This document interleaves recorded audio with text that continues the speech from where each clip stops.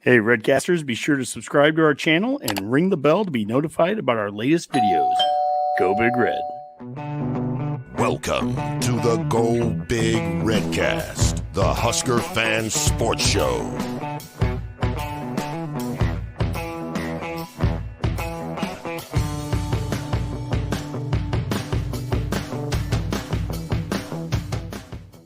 Welcome to the Go Big Redcast. I'm your host, Hoggy, and I'm with Redcast Rob. Hey, everybody.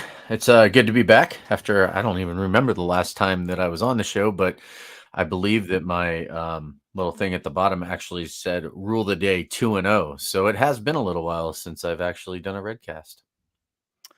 And traveling by train back from the media days in Chicago. She is somewhere near Bloomington, Illinois right now. Redcast Abbie. A true sicko doing this from the train. So everybody's going to get to hear all about Nebraska sports. So sorry. Yeah, no, this will be a fun one here. We'll see if you kind of go in and out of Wi-Fi zone or zone anyways. But, there's a lot to talk about here as we kind of put together the show. Volleyball tonight go ahead and sweeps Illinois out there in Champaign. For another sweep. So there's been a lot that's gone on with volleyball since last time we've done a show. I think we missed last week's show, so it's been a couple of weeks since we've done our regular Redcast. Basketball, we'll have some stuff to talk about, Abbie, with Amy Williams and Fred Hoiberg and their teams. And then football here. We have a game again this week. So Rutgers, homecoming. It's coming up on Saturday. It's a fun time of the year, I guess. But Abbie, we'll get started just by – in general, how was media days out there in Chicago? How did that differ from volleyball and football media days that you've been to? Representing the Redcast, by the way. Yeah, thank you again, by the way. It was definitely less busy, less crowded for basketball days. In general, there's probably less media showing up. We were also in a smaller space, so that was a little misleading. But I actually really enjoyed the way that basketball set up their media days this year, where the coaches would kind of have a panel so the moderator would ask them a bunch of questions and they'd answer it. And then we got to then specifically ask questions at individual podiums. So I preferred that to how football was done. It kept things moving and timely, and you didn't just get the same. I mean, you kind of got the same things over and over, but it allowed some different questions to be asked at the actual podium. So I thought it was really good. We learned a lot about our two teams. Well, that's cool. I hope we learn a lot more as we get into our basketball segment with you. Rob, it's been a couple weeks since we've had you on here. How are you thinking about things right now? Football, volleyball, everything? Quite frankly, if you had told me that we were going to be 4-1 5 games into the season, I would have been a little upset because I thought for sure that we would be 7-0. But then again, I never think we're going to lose until we do. And really, the way that we lost to Illinois a couple weeks ago was honestly, I think it was more frustrating because we lost in overtime and just kind of the way overtime went. But up to that point, I'm really satisfied with just the performance of the team overall. There is a lot of room for improvement, obviously, but last week, I think Rule said it on the Chasing 3 today I was watching it today, where he said, they say we can't win the close games, but this was a close game until you decided it wasn't going to be a close game. And that was in the fourth quarter where they're supposed to go in and just take over the fourth quarter. And that's exactly what they did. So I'm feeling pretty good about everything. Volleyball, holy schmo. I mean, what do you say about volleyball? I think in our chat earlier, I mentioned, I heard a stat on the radio because I was playing golf earlier this afternoon and listening to the Husker volleyball game on the radio broadcast. And there was a stat where in the last 6 games, the Huskers have only been aced at the service line, I think 5 times.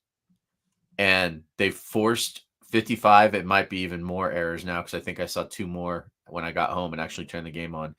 55 times though at that point in the same period of time. That's insane. Like, I don't know how many people watch more than just Husker volleyball out there, but I watch a couple different teams and I'll watch Big Ten matches when I can. And there's always service errors and there's always like aces, and you just see them happen all the time. So for those kind of numbers against our women, it's insane.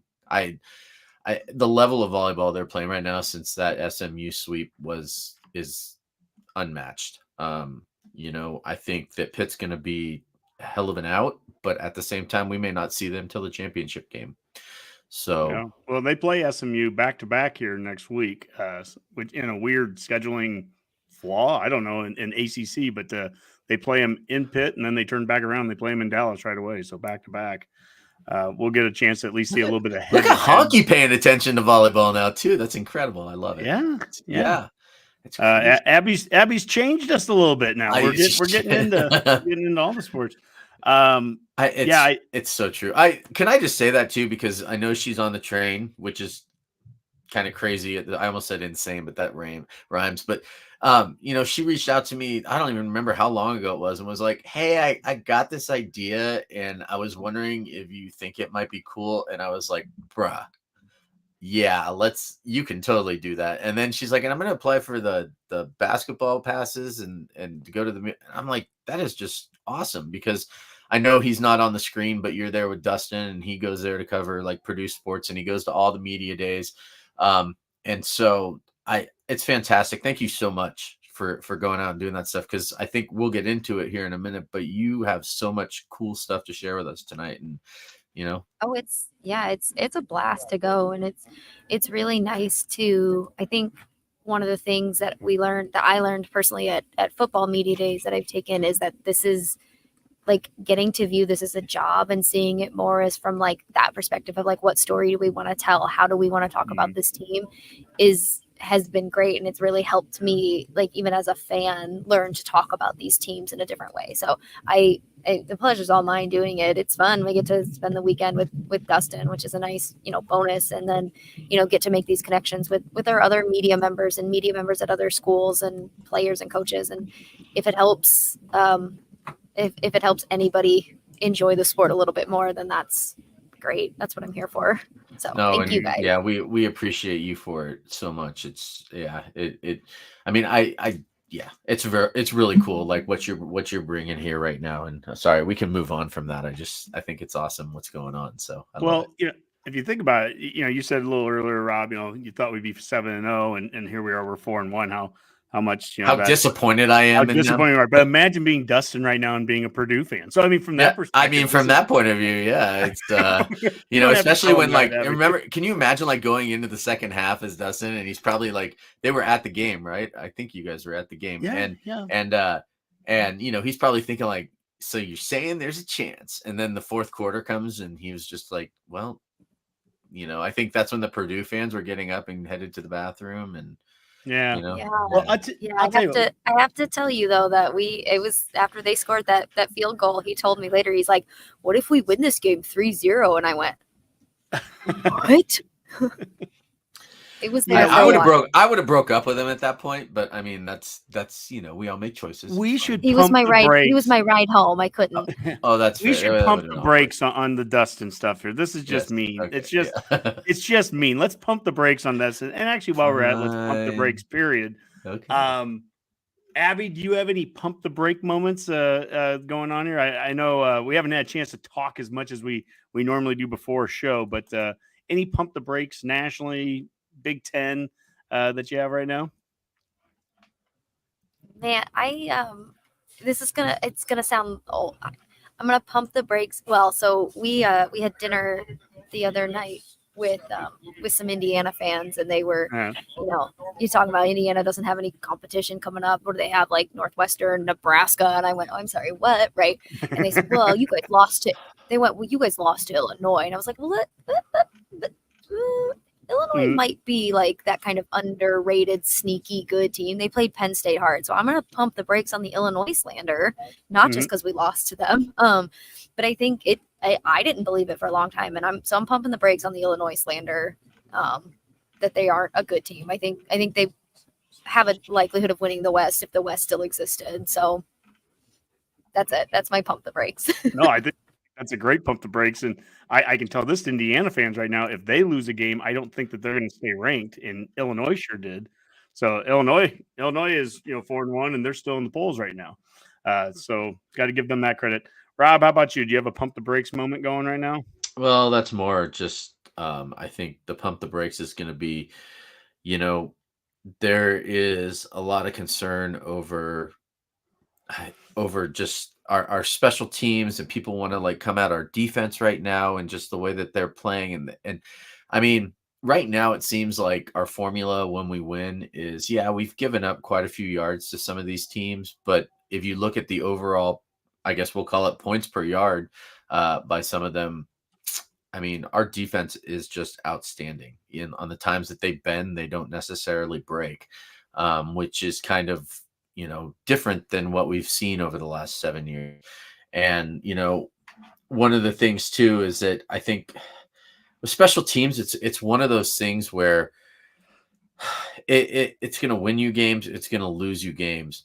But, we need to realize too, we're 5 games into this. I think, something's got to turn around here real soon. Our punting looks great, right? Our kickoffs, we just got to remember to kick the ball to the right side of the field here. We're lucky on a couple of those, but there's some improvement to be made there, but I want to pump the brakes on like the amount of negativity that's coming out of Husker fans, especially after wins. I mean, it's ridiculous. Well, I think some of that's fair. Some of that, we might as well go into the by the numbers powered by Husker Max. Let me bring it up here stat wise. I will certainly agree with you here, Rob. Anybody, if they're complaining right now defensively, you look at the total defense here. Nebraska is giving up a total of 274 yards a game defensively. That's good for 19th in the country. Rutgers is giving up 352 yards. That's 69th in the country. There's a major advantage that Nebraska has there. Also, something that should make Husker fans very happy is this rush defense number. 85 yards a game. That's 15th in the country. We're showing up again. It's 5 games in, and Rutgers is going to want to run the football. You look at Rutgers here. They're averaging 237 rushing yards a game offensively. That's 12th in the country. We're only averaging 144 yards, 87th. So Rutgers is going to want to run the ball. We're going to want to stop the run. And that's going to be a major head-to-head battle between the two. Special teams, it's a tough one because it's killing me. You could say the same thing on offense. You could say the same thing on defense, but special teams specifically, you can have 10 guys do the right thing and one guy doesn't, and it blows up the play. So you could do everything right on the field goal team, and if the snapper doesn't snap it to the holder, then who really cares, right? On punt, Mac and I did the match rule on Tuesday night, and we showed the first punt of the game, and Buschini can't kick it any better. It lands at the 5. It's bouncing at the 3. It bounces at the 2. It bounces at the 1. And our gunner is 9 yards in the end zone for seemingly no reason at all. You can't do those things. And so I'm not, it's not that it's a pump the brake or not for me with Husker fans. I'm not going to tell Husker fans don't be upset if we're not, if we're going 0 for 3 kicking field goals. And if we're not landing on, I was ballistic when that ball went into the end zone on the punt. You can't do that.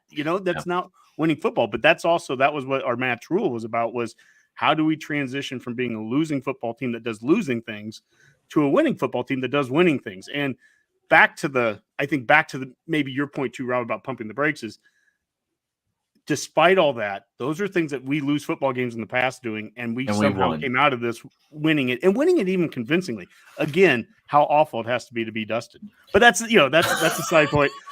That's a side point for Purdue. But for Purdue. sorry, Abbie. But anyways, I guess as we look at some of these stats here provided by Husker Max. I don't know if the joke you made. No, go, Abbie. Oh, I don't know if the joke you made was about Purdue or losing me on this thread because I couldn't hear you. So okay. I welcome whatever it is that you said. Oh, we just were taking shots at Dustin again. That's all. So don't worry about it. Yeah. That's fair. That's fair. Yeah. Abbie, since we've got a good connection with you right here, do you see are there any stats specifically that you want to highlight as we go between Nebraska and Rutgers? Anything that you're looking for? Anything you want me to bring up? If you have a question about if you can't see it real well there either, anything that you are wanting to highlight coming into this week's game that's important to you? And right as I asked that, she freezes up here, which is fine. I'm going to bring up a couple here, but Rob, be thinking as well on your end. I just mentioned the rush game. Obviously, Rutgers wants to run the ball. We want to stop the run, and that's been a strength for both of us. I would also say the scoring D, Nebraska is only giving up 12.2 points a game. That's 9th in the country. Rutgers is only giving up 16.3, so that's 29th. It would tell you would think that this is going to be a fairly low-scoring game. Rob, are you thinking that way in terms of your prediction? Well, yeah, I do. I mean, I know. Are we going to do predictions right now? We're doing that. We will later, in a right? little bit. Yeah, we'll do it as far as my prediction goes, I would like. I mean, obviously, I'd like to win by 3 touchdowns, like I always predict. But I think that this could be one of those games where, I mean, I was at the last Rutgers game in New Jersey in Piscataway, which is just fun to say, Piscataway. And we won that game at the very end. I believe it was a 1-score game. I think that this probably will be very close. The one thing that Rutgers does not do is turn the ball over. They're like something like 5th or 11th, or some of the stats that they have are like incredible. I don't think that they've really turned the ball over much at all this year. I think they have like 1 interception, and I don't really see any fumbles or anything like that from them. I mean, they may have a couple.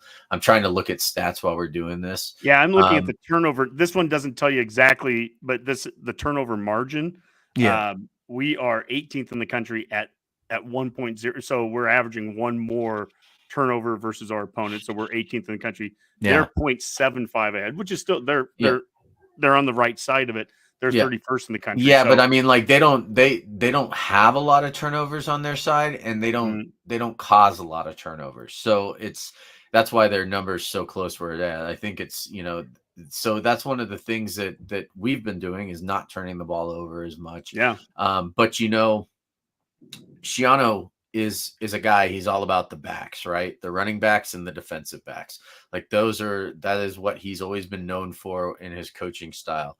And so if we can stop the run and also somehow manage to run the ball, and I know that, it's really frustrating. Like in the first half last week, we were definitely a passing team. Our pass to run ratio was almost 2-1. But in the second half, we turned around. We actually ended up rushing the ball more than we passed it at the end of the game, because in that fourth quarter, we just started chewing up yardage. I mean, if we're going to win games that way, that's fine. But I also hope that the adjustments are made in game to where we're not passing on 1st, 2nd, 3rd down and running as like a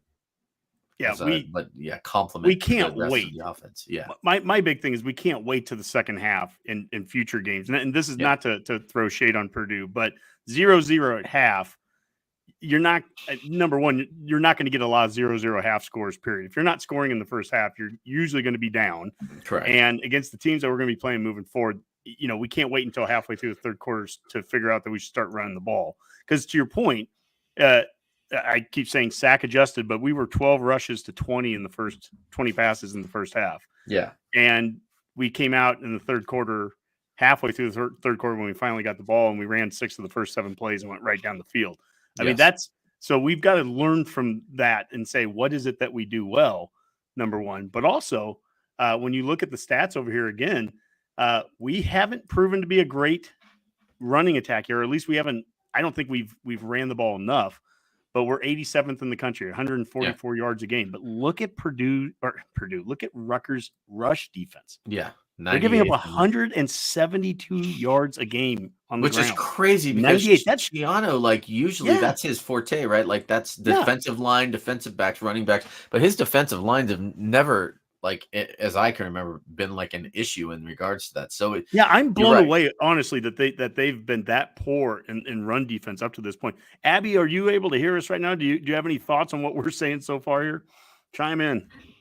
Yeah, so I rewatched the Rutgers Washington game because we were kind of busy during it. And I remember seeing a lot of tweets that were just like Washington put up like twice as many yards as Rutgers and they just couldn't finish. So I think what we're going to see, as much as we maybe don't want to admit that, is a game that's going to be pretty similar to that Rutgers Washington, even our first half Purdue Nebraska game of a bend don't break defense. Like, we're going to get a lot of yards. I think we are, until we get into the red zone, which hopefully we fix that. But it seems like their red zone defense is much stronger than their normal defense, which I don't know. I don't know enough about Rutgers history to know if that's surprising, but that's what I've noticed this year is their red zone defense has been much better. Shiano defenses are like, I would call them like the Rutgers defenses that I have come to know over like the last 10 years, right? Because this is the second time around with them, right? And I mean, it always seems like, yeah, defense and running the ball were like the things. Well, here Husk guys retweeted this the other day, but wild stats from the Rutgers game. Washington moved the ball at will, but missed multiple field goals and a 4th and goal from the 2. Right back to your point there, Abby. So here's Washington's 21-18 loss to Rutgers on Friday was just the 3rd time since 2014 that an FBS team had 500-plus rushing yards, 0 turnovers, and was held to 20 or fewer points. This all goes back to, even Rob, even the point about the pump the brakes, like when Husker fans are frustrated, like we've got to score points. And missed field goals, we put up as many yards in the second half as we did in the first half. And we put 28 points up in the second half. We put 0 up in the first. And we all will agree we got completely hosed in the first. We should have had a touchdown. No, they never should have called that one off. And Fedoni we got hosed, right? But even with that, we've got to find ways to put more points up when you are putting up the kind of yardage that we are. And so here, Rutgers has already won a game where they gave up a ton of yards and they weren't able to get any turnovers from Washington, and yet they still won the game there. And really, anybody that watched that too, I think we all kind of walk away from that going, geez, Washington just threw it away. Well, we need to not throw it away. That's what losing football is, right? I mean, that's what we've been guilty of in past years, but we're supposed to be past that now. So, don't do what they just did, essentially.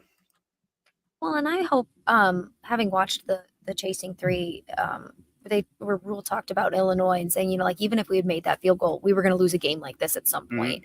So my hope is that maybe that's the game they learn that. And this isn't, because that was my fears. We'd get into another kind of Illinois, like, oh, it's going to be close. We're not going to win it. We're going to throw it away kind of thing. So maybe not. Like maybe that was a learning, like a turning point for this team, and we won't be that team. Again, I think we will be. I mean, I think there's going to be more games that we kind of either give away or let kind of get out of hand. But maybe not this time. Maybe that Illinois game did teach them something and they could pile that then into Rutgers. Yeah, I agree. Well, let's move on to the next section here, also powered by Husker Max, and that is the NU-Rutgers predictions. And so, let me bring up here we go. Yes. Here are the predictions off of Husker Max. And just kind of going through it here at the top, we have Sam McEwen, Omaha World Herald, Nebraska, 24-20.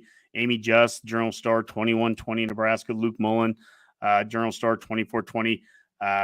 Nate Head, Lincoln Journal Star, has Rutgers 24-23, but you're seeing kind of a pattern in terms of the score output somewhere, in the 24-20 range. There's a 20-7 Nebraska, 31-17. That's Joel Klatt. So, and we're seeing a few Rutgers out of it. I'd probably say maybe, and this is all national stuff again too. Number Fire. We haven't submitted ours yet either, have we? No, we haven't. D rating. ESPN FPI has us at a 66% win probability. D ratings has a 76%. So generally speaking, the odds makers, Vegas, they're thinking Nebraska is going to get win this in a fairly close 10 points or less kind of game is what I'm seeing for most of this. Yeah. It's going to be homecoming. It's going to be 3:00. It is going to be a hot 96 degrees at kickoff. And this is the game I think that we were all waiting for to see what would happen. This is the offseason of moving the team from the east side of the field to the west side. We took the advice of Jim Harbaugh last year after that Michigan loss when we played in 100-degree weather. And Jim Harbaugh, I think that the story is he called up Alberts after the game, Trev Alberts, saying, why do you guys stand on the east sideline? It was probably a 35-degree temperature difference. It was a huge competitive advantage for us being on the west side. Well, we now get to be on the west side, and now I'm hoping it's I feel bad for the people that are in the stands on the east side and the north side and all that, but aside from that, I hope it's 110 degrees. I mean, it's a chance to see Rutgers melt on the sideline, and we don't have to. So that's a positive here. Hell hath no fury like the east sideline of Memorial Stadium on a 92-degree day. Let me tell you. That's a very fair way of saying it. Yes, that's right. Abbie, are you able to hear us right now? I know you're kind of typing away there or looking away. Are you able to? Her Wi-Fi is kind of spotty. She did give me her prediction if you want that, and Boomer gave How about us that? his as well. Let's go ahead and do that. I've got Boomer's prediction. It matches what you're seeing a lot of up here, 24-14 Boomer. Redcast Rob, what does Abbie have? Abbie has 24-21, and obviously Nebraska winning. 24-21 Nebraska. Okay, Rob, what about you? I'm saying I did say a one-score game, so I am going to say 27-20. 27-20, and I am the traditionalist that I don't really care about predictions. They don't mean anything to me, so I'm just gonna predict 3-2. It's a low game. We'll win it. We'll figure out a way. Field goal beats safety. Who cares? We get the win. All accounts the same. So I can't wait to see that up on the Husker Max website. Well, that's what I said last week, and then Boomer sent it into Husker Max and sent it in as like a normal score. It was like 24-13. I was like, that's not what I said. I said 3-2. We're either going to win 52-7 or 3-2 the rest of the season. I don't care. But at the end of the day, each one counts as 1-0 for the week. So that's all true. I care about, right? That's true. Yeah. So anyways, that's NU-Rutgers Predictions powered by Husker Max. Hopefully Huskers can pull it out here this week and get to 5-1, get to the bye week. And then to Abbie's point, her friends from Indiana that thought they could just roll us. We'll see how we do there. Let's move on to a little bit of courtside cooking here. And the Huskers just keep doing it. I mean, like every week they look better than they did the prior one. And it's been sweep after sweep after sweep. I'm the only time that we haven't swept somebody recently was UCLA a week ago. And that was because they went on an insane tear, like a 10-0 tear in one of the sets just so they could win one set. You know what I mean? It's like this team is just dominating and getting better. And Abbie, I see you shaking your head. Hopefully we got you here now for this segment. What are your thoughts right now? Oh, and she just and she's gone. She's just dropped off there. Rob, we'll keep talking here until she gets back on. But first off, I guess just in general, give me your thoughts right now. Husker volleyball. We are. I have to bring up the record here and everything, but 13-1. Yeah, we're 13-1 right now. We're 3-0 in conference. Give me your thoughts right now here the last couple of weeks, what you've been seeing. Well, what I've been seeing is that these girls are focused. They seem like they're having a ton of fun, which last year they felt kind of they seemed like they were playing really tight in a lot of situations at times.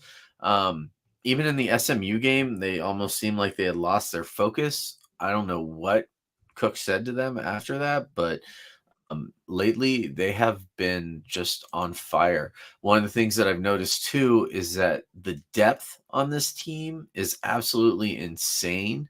You're seeing some of these girls that are playing that we didn't see a lot at the beginning of the season, right? I mean, we've got Taylor Landfair. I believe she wasn't playing a lot early on. Now all of a sudden she's getting a ton of playing time tonight, wasn't she? And well, they had it. So Andy Jackson was out tonight. Yeah, and so they played quite a bit. Shout out Brighton, Colorado. Yeah, well, they played a lot of Blackwell and Landfair, the two transfers. So Landfair from Minnesota, Blackwell from San Diego. Mm-hmm. And today in the second set, Nebraska was down 3 or 4. And those two were on the court at the same time. And we went on like a 4 or 5 point tear and retake the lead. And I'm like, just having one of those two on the court would have been impressive. Both of them being on there at the same time. I had to tweet out at that point. I'm like, this is ridiculous, the depth that we have. It's kind of like the New York Yankees of college volleyball. Like, you've got these like free agents, Taylor Lamford, like she was like the Big Ten. You're playing Prices Right rules. She was the Big Ten Player of the Year, right? Just a couple of years ago, with Minnesota. And, and like now all of a sudden, here she is playing with Nebraska, coming in as a sub. And killing it every single time. No pun intended, pun sort of intended. But you just see these girls come out there and the athleticism, and you're really just, in sales, the way we say it is, you're comparing like for like, right? Okay, let's do apples to apples when you look at like some of these players, and it doesn't matter if you're switching one of these girls out for the other, because the quality doesn't drop off whatsoever. There's not really a benefit to playing one over the other in a lot of times, because you're going to get the same results regardless of who's on the court. Really impressive, because you don't see that in a lot of places around the sport at all. Mm-hmm. Abbie, if you are, I'm seeing you. So if we can hear you, feel free to hop on here. Right now, I'm just showing the schedule from the last 6 games.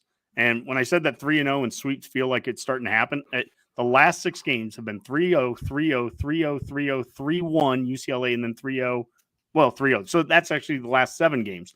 And again, the one in that is UCLA literally having a 10-0 run just to get one set. And I think Cook was just letting the girls out there, just let them struggle through it, let them figure it out, kind of thing. And this will help us out later in the year. But that's the one set we've lost. And so who have we played during that time?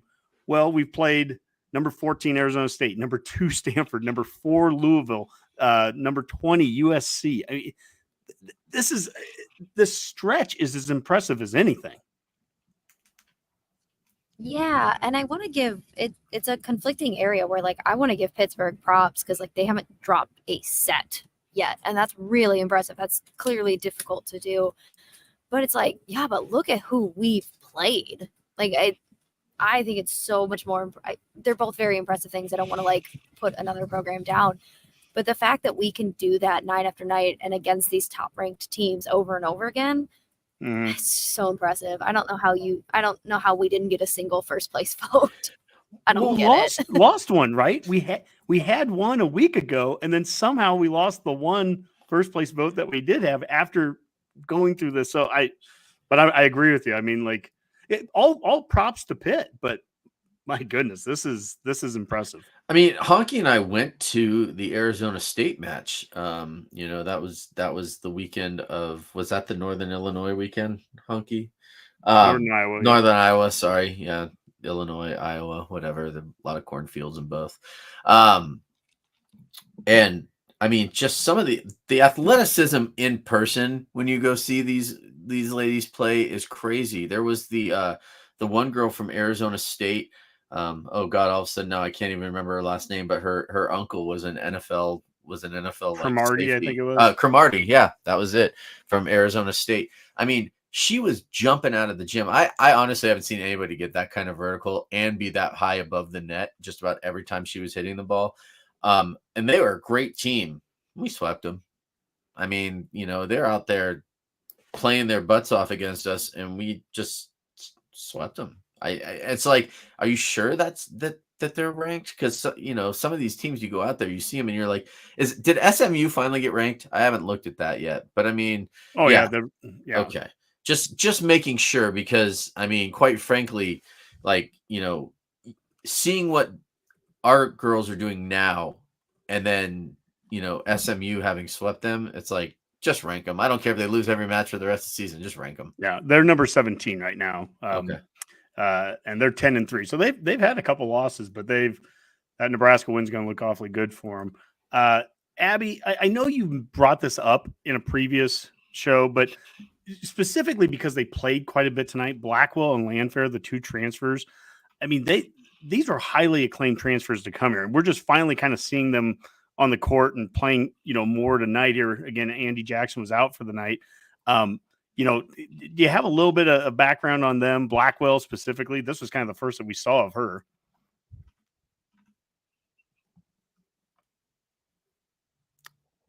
Yeah. Okay. So yeah, we can't hear you. There you are. I'm not 100% sure what you just asked. Try it again, Honky.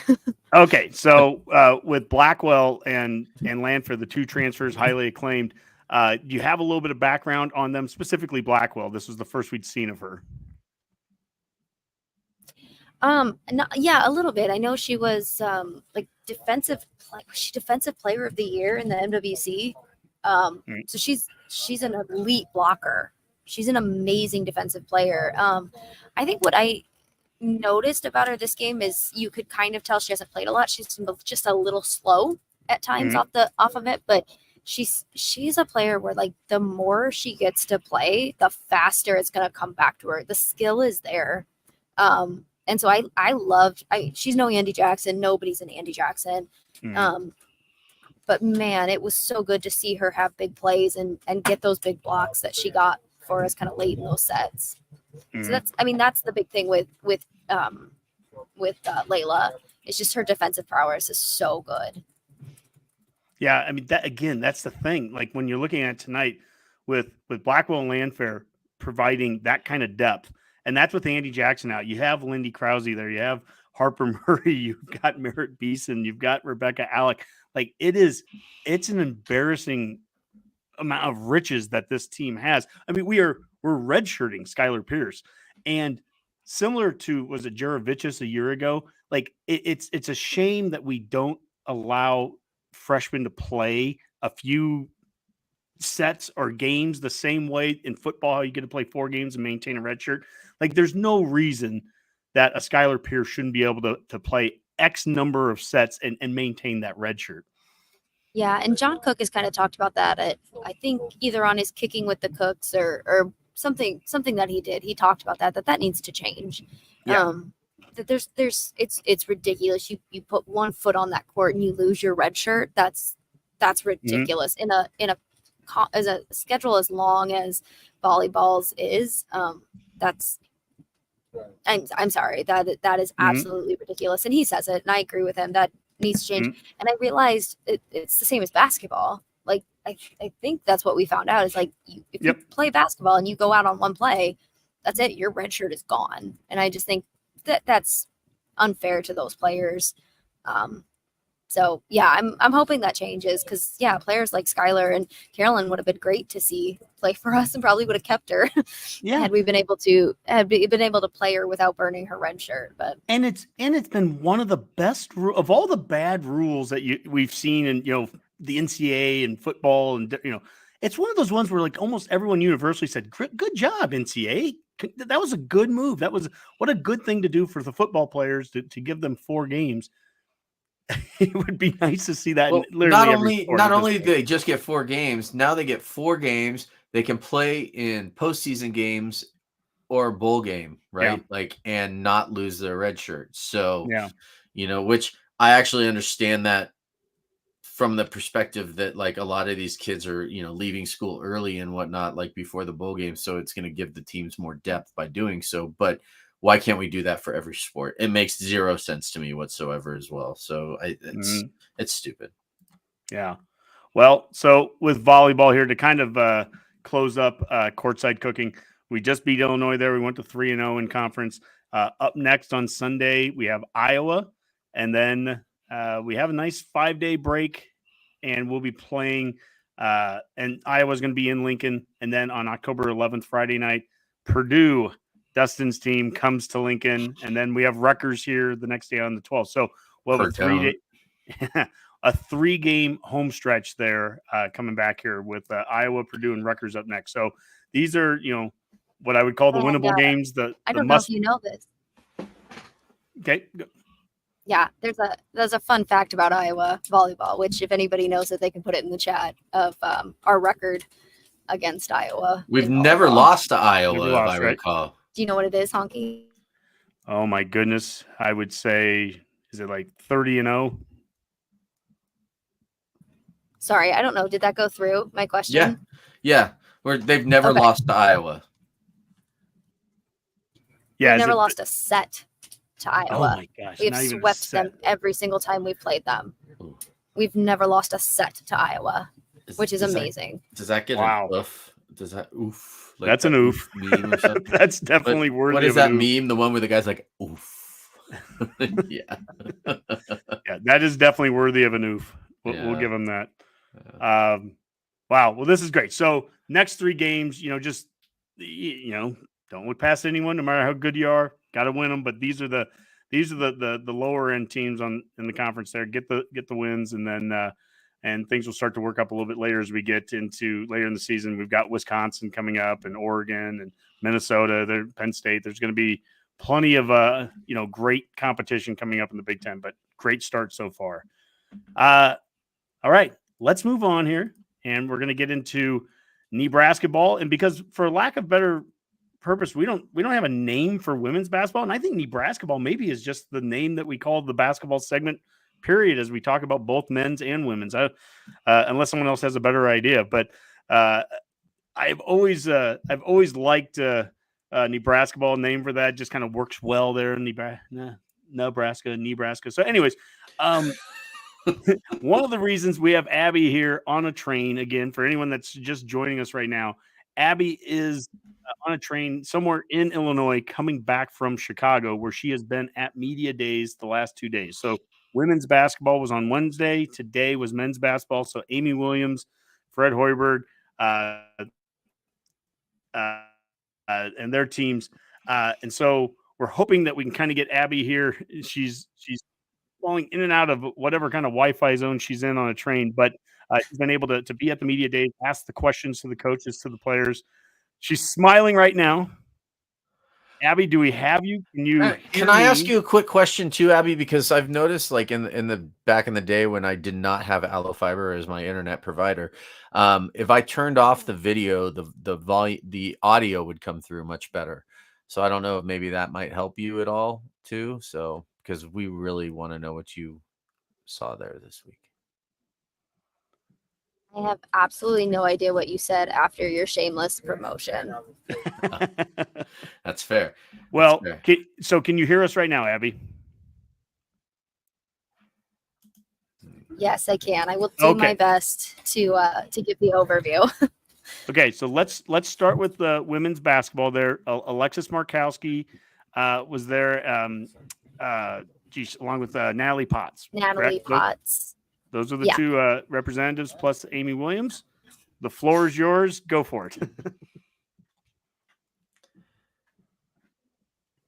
Oh my gosh, you guys, this is the worst thing that could be happening right now. 2 segments and I can't talk on any of them.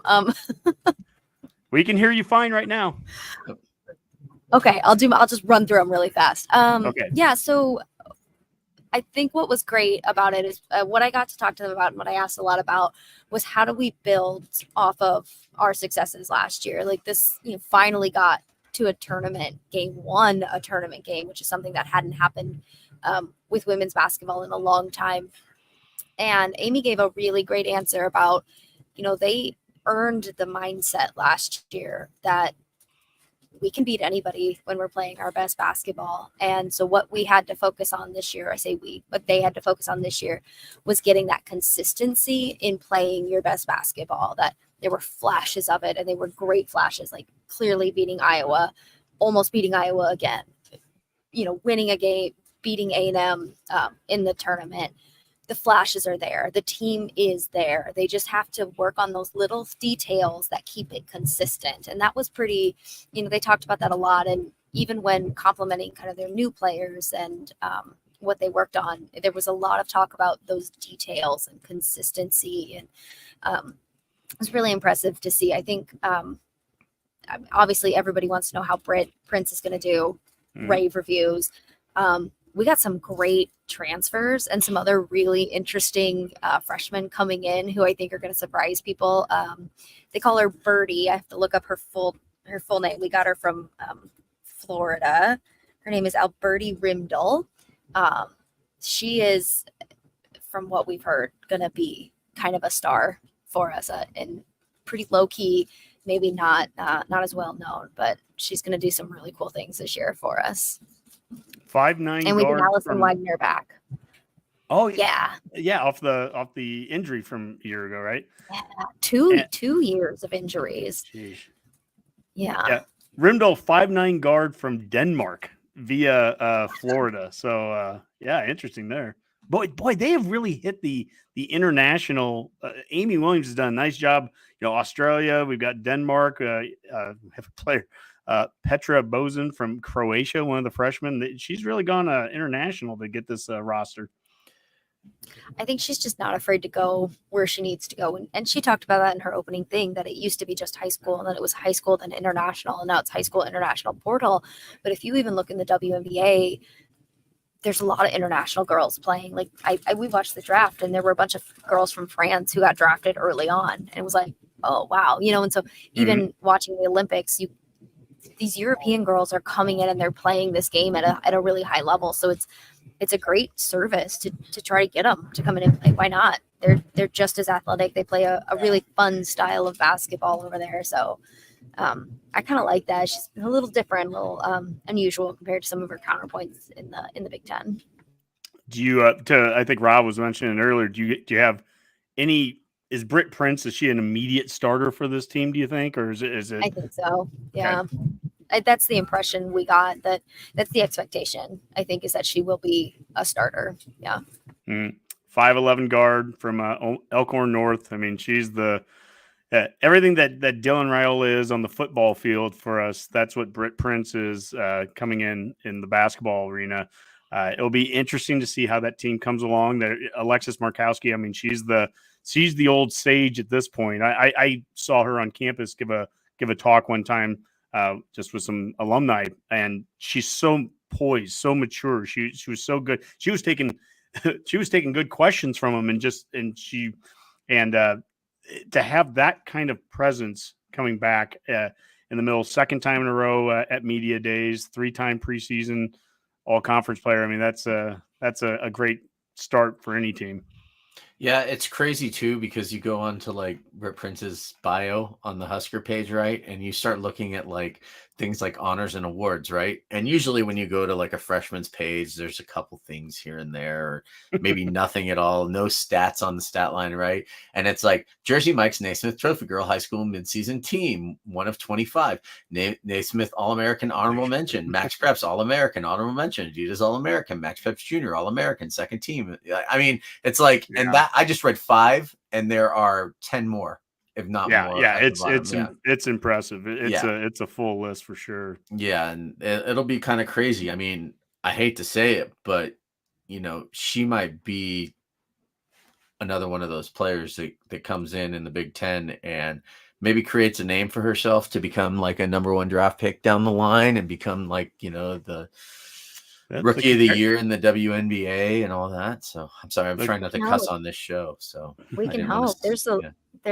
I'll tell you, there's just so much talent in the Big Ten on the women's side, and especially bringing in those 4 new schools. It's just going to be a blast to watch. Like, it's much like volleyball. Like, no one's going to get out unscathed. No one's getting out of this conference unscathed. And I think that's just going to make it that much better. I keep forgetting that, like, you know, UCLA and USC are, I mean, Washington and Oregon, right?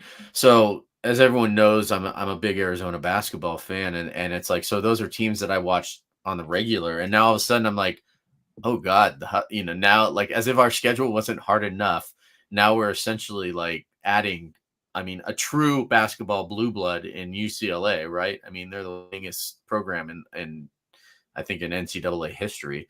And then you get like USC, who's a contender for the tournament every single year. We get Oregon, same thing. Washington, you know, a lot of times they're there as well. So it's going to be a crazy basketball season on the men's and women's sides, just from every perspective. Well, you know, comparing Prince to Caitlin Clark was, you know, we obviously lost the player of the year, a great player on the women's side. I think that's a good segue into the men's side. Similar thing. So now we make fun of Dustin before, but now on the men's side, Purdue basketball has been pretty darn good, and they lose Zach Edey. They lose the player of the year there. And to Rob's point about adding these new teams, and I think a year ago we were preseason 12th in the Big Ten on the men's side. Well, now we're preseason 12th again, but that 12th means something different when there's 18 teams. But also the guys that were there, Juwan, Gary, and Williams, those guys, Bryce Williams, those guys, I don't think they loved being preseason number 12. Oh, no. And Bryce did not appreciate being left off the preseason Big Ten team. Juwan still has that chip from being left off the Big Ten defensive team last year. Like, these kids know. And Juwan made a really nice statement where he said, they're preseason picks. They're preseason picks for a reason. Yep. And they're both saying, like, we're used to being underdogs. We're used to being underevaluated. We're used to being told that last year was luck or a fluke, and they're just like, it's not, guys, it wasn't. And we talked a lot about what their goals were going to be for this season, and both of them said, we've got these team goals, but individually they want those accolades because they believe that they have worked to deserve them, and they believe that they're going to work hard this season to deserve them. So yeah, I mean, I know we were picked 12th last year and it means a little bit differently now, but preseason pick 12th, I think they're not going to admit it and they're not going to really talk about it, but it's there, and they want to play to exceed those expectations again. Mm-hmm. Bryce has last year he had to play out of necessity a lot of point guard, and this year Aaron Eulis, the transfer from Iowa a year ago that had to sit out last year, now he's available to us, 6'3", 190, but also Raleigh Worcester, the 6'5", 210-pound senior that comes from Utah. Now we have two dedicated guys playing point, and we have Bryce on top of that. I mean, that opens up a lot of options, right? Yeah, Fred has called this his most versatile team in a long time. Just the length and strength and athleticism of this team. Fred has said, we're going to be able to mix and match, and we're not going to fully take Bryce off point guard. We did well with him handling the ball, so we're not going to take that away from him completely. But opening it up and having more people who can kind of be in control of the ball and all of that just makes it a stronger team because it opens everybody on the court up a lot more. What they did with last year with Rank Mass too, he's a good example of what they can get out of that 5 position. So they bring in Andrew Morgan, 6'10", 242 from North Dakota State, and he's a senior. So this is a guy that's played a lot. And then on top of that, Rob, you said that, you're obviously an Arizona fan. You've watched a lot of Pac-12 basketball the last few years. Braxton May, the 7'1", 264-pound senior from Washington. And flat out, Rob, Hoiberg said he's never had a player, and he's talking college or pro. He hasn't had a guy of that kind of size, that kind of length. It seems like the Pac-12 always seem to have like multiple 7-foot players. I mean, Arizona, for example, always seems to have at least 2 on their team, right? Washington obviously has one. And then, I mean, it always seems like, somebody, UCLA always seems to have a dominating center somewhere along the lines. I mean, it's going to be really interesting to me because I don't know that these Pac-12 teams are necessarily going to have to adjust their style of play for the Big Ten. It's not like football in regards to that, right? There's going to have to be some adjustments on both sides, I think. And when you get teams like these West Coast teams that are coming into play, a lot of really high scoring, high paced offenses, but they can still bang the ball down in the middle. It's going to be an interesting season, I think, from that perspective, because there's going to have to be a middle ground that these guys all reach.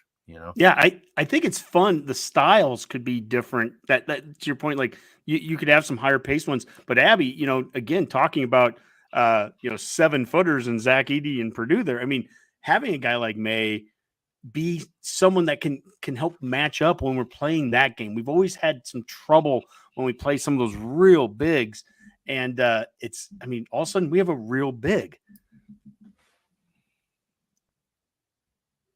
Oh, you're on mute there.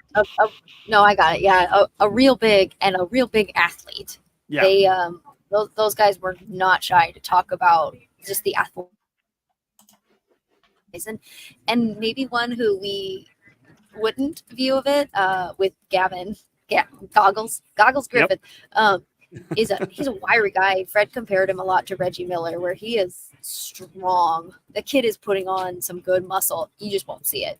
So it's really, really fun to see that. I feel like we're gonna get a good mix of just big bodies and also just really strong bodies. So I'm hoping, like, my hope is that not only makes us competitive within the conference, but then when we, if we get to that postseason, that we don't get manhandled kind of the way that we did against that much more physical, much more athletic Texas A&M type team. And is that who's going to be doing most of the ball handling then, coming up and down the court? Like, because that's the one. I think it's Aaron. I think it's Aaron and Raleigh are going to be their main guys. Okay, because and I'm just curious because obviously it's going to be, that's the thing about college basketball too, is there's always so much turnover as far as starters go. In college basketball every year, and obviously, we're going to be missing a lot in Casey. And while he was a very big crowd pleaser, I always kind of question some of his shot choices, and so I'm curious to see who's going to replace him in regards to that. Fred talked about Connor Essegian is going to be another one. When he was healthy, he was dangerous, and said that, same thing. Gavin he can go on runs, and they've been working on his shot selection as well. So you're never going to get a Casey again. And Fred said that, like, that was what a weird little player we had there in terms of when he could hit. Weird little player. I've never heard him described like that, but I like it. Yes. But I mean, you know what I mean? Like, he hit those shots that you're just like, that was, please don't shoot that. Oh, no. Okay, go ahead and shoot that. Like, that's not normal, right? So we're not going to have that again. But what we are going to have are guys who are, going to be able to take shots consistently and good shots and make those good selections. And then if not, open them up to our other players. I also, for all the newness, and there are a number of transfers here, but still, the two guys that they brought there that you got to talk with, Bryce Williams and Juwan Gary, I mean, those guys are well established here. And then he always gets overlooked because he's the walk-on son of the coach. But Sam Hoiberg, I mean, he's such a key to this team. He's such an effort guy. When I think of Gary and Hoiberg, I think of two guys that Nebraskans can really get behind from. Just they're going to be the ones diving on the floor and jumping and just the effort is there. And so he's back as well. There's some familiar faces on this team too. Well, I think we just hit a lot here, guys, in an hour. We just went through football. We went through volleyball, men's and women's basketball. It's that time of the year now where, things are, sports season is definitely full in bloom. I think tonight was night one of like 55 straight days of football. I've seen that posted by some folks where every single night now, Monday through Sunday, there's going to be some college or pro football game on TV all the way now through, the end of November, whenever that is. Well, yeah, like the day before Thanksgiving is the only day that there isn't. Is that the next one? Yeah. So football is in full gear. Volleyball, we're 3 games now into the conference season, and that's getting to be full gear. And like I said, Abbie's on a train right now, heading back from Big Ten Media Days for men's and women's basketball. So yes, Nebrasketball is going to be kicking off here in a couple weeks as well. I think it's October. Oh shoot, I'm going to get the date wrong. It's like October 13th or something. There's a practice at an open practice that's at the Devaney Center. Devaney Center, Nebraska basketball practice. Let me Google that real quick, see if I can get the exact date. We're a professional podcast. Professional podcast, yeah. That's October 13th. They're going to do that. Men's basketball returns to Devaney on October 13th, and they are limiting that to approximately 6,000 seats available. So first come, first serve, and you got to get the tickets are free, but you got to get tickets. So first come, first serve getting your tickets, I guess, online there. But if you want to get a chance to see the Huskers before the season starts, that's a good way to do it, Redcasters. Awesome. Well, we're going to get to our parting shots here as soon as I can find here's the graphic. We've gone through a lot. Abbie, you are looking good here right now, and I think we can hear you. So this would be a good chance to have you do a parting shot before she freezes on the screen. As she I'll freezes do my best. I'll try to get it out. Go for it, Abbie. Do it. Okay, it's a little bit long. I apologize if it cuts out. I'll whatever record it later. I want to say that while at Media Days, one of the things that I focused on with our at the women's basketball day was talking about the explosion of women's in sports. And so to say this is talking to Nebraska players, coaches, Penn State, Oregon, Purdue, there's so much enthusiasm and graciousness from the players and coaches for the way that women's sports has exploded over the last few years. They're all so quick to acknowledge that women have always been worthy of this attention, but are grateful that the rest of the world is finally learning that women can hoop. Amy talked about how it still gives her goosebumps to think about what Nebraska women's sports specifically has done, and is so proud to be part of that legacy. Everyone I spoke to said that their players can feel the changes and are embracing it, and everyone knows they have to keep up this level of play and entertainment that's been building. They credit the Big Ten specifically for being at the forefront of women's sports. So that's my parting shot for you. Well, that's awesome. It took us a while too. Women Can Podcast, and it's taken us 7 years to get you on here, Abbie, and we're so happy that we have you here, and what you are adding every week to this show on all the sports we're talking about has been fabulous. So thank you so much. Rob, what you got? Well, first off, Honky, I just want to say that I would like you to pronounce the name of the player transferred from UCLA. From Turkey. I want to hear you say the name. I was looking at that. It's like, well, first off, there's too many umlauts in it for my liking. But Berke Bayuka Tunsel or something. And actually, Redcasters, this is a nice thing. If you go on to Huskers.com and you look at the rosters, especially when there's a name like that, even Rank Mass has one. There's a little Berke Bukenjel. Bukenjel. Well, there's a little ear graphic, and you can click on it, and it will be the actual person, the actual player saying his or her name, so you can listen to the pronunciation. As you can tell, I obviously are not clicking on those because I get every one of these wrong all the time. But yes, that I saw that while I was looking at the roster, Rob, and I wasn't even going to try. Bayuktunjel. Oh my goodness. Bayuktunjel. Thank God for Kent Pavelka and so the work one that he of does. One of the things that I have to do is I've been doing the Geeks Who Drink trivia nights here for like 10 plus years here, and they always give us pronunciation guides.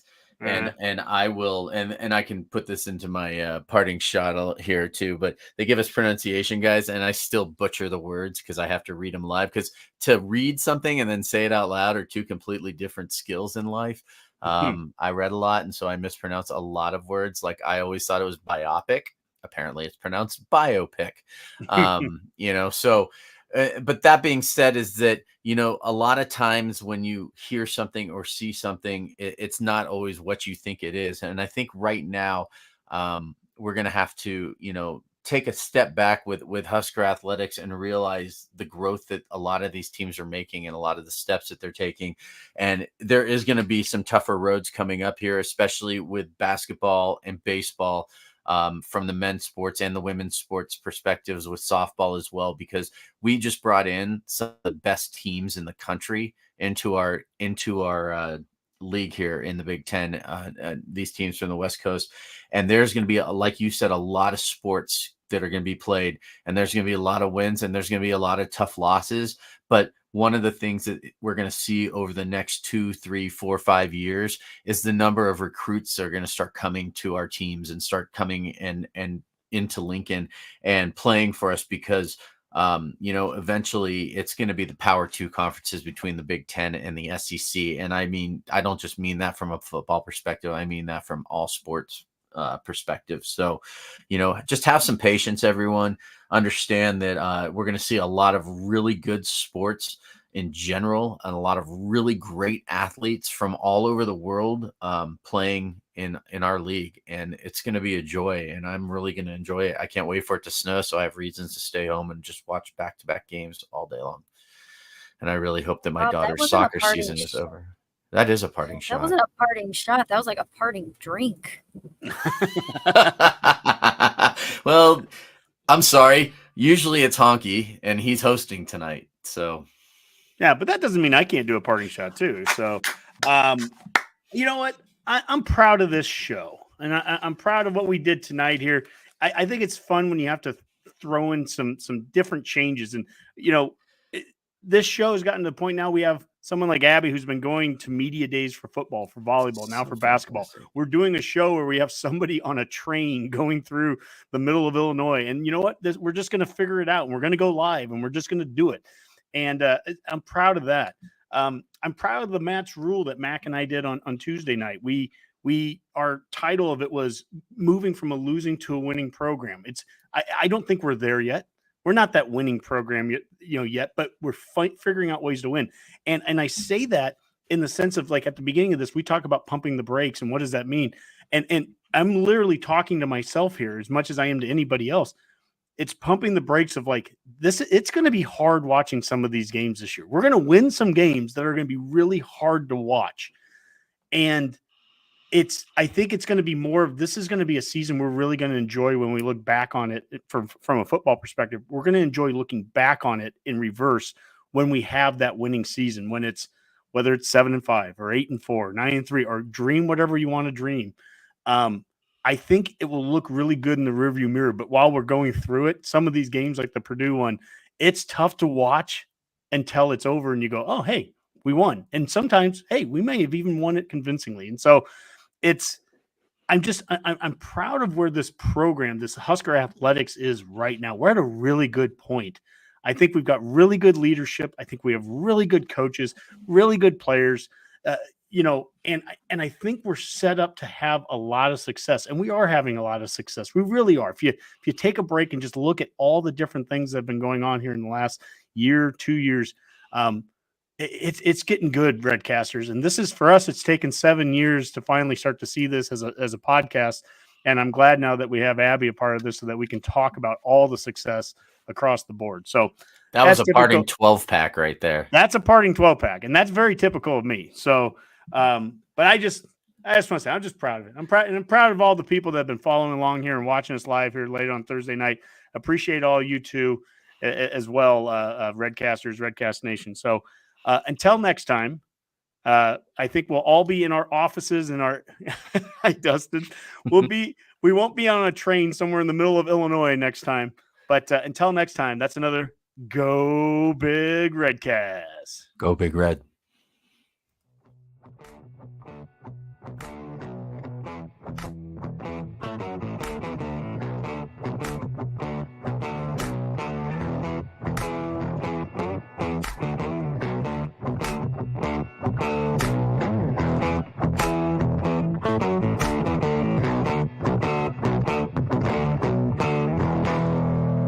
A Herd at Sports Network production.